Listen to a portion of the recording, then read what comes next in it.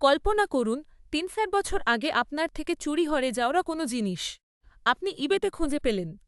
আমার বস যখন দুহাস আর আমি কলেজে যাওয়ার প্রস্তুতি নিচ্ছিলাম, ঠিক যাওয়ার আগের রাতে আমার পার্সটা চুরি হয়ে গিয়েছিল। তার ভেতরে ছিল 30 ক্যারেটের সোনার একটি চার্ম হোল্ডার, যেটা আমার বাবা মা আমাকে দিয়েছিলেন। সেখানে এমন কিছু চার্ম ছিল যেগুলোর সাথে আমার অনেক আবেগ জড়িয়েছিল, যার মধ্যে একটি ছিল আমার প্রিসার বন্ধুর দেওয়া, যে মাত্র ২২ বছর বয়সে মারা গিয়েছিল। এবার বর্তমানে ফিরে আসি। আমার এখন বোস পাস্তাজ আর আমি ইবেতে স্ক্রোল করছিলাম। ঠিক তখনই আমি ওটা দেখলাম। আমার সেই হারটি, আমার সবকটি চার্ম। আমি পুরোপুরি স্তব্ধ হয়ে গিয়েছিলাম, চোখের জল গজিলে পড়ছিল।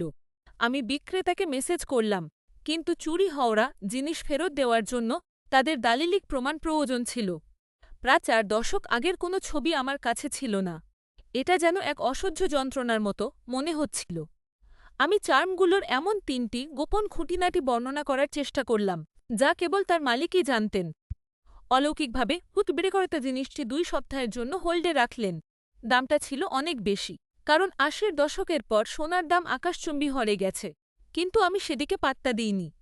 আমি ওটা কিনে নিলাম।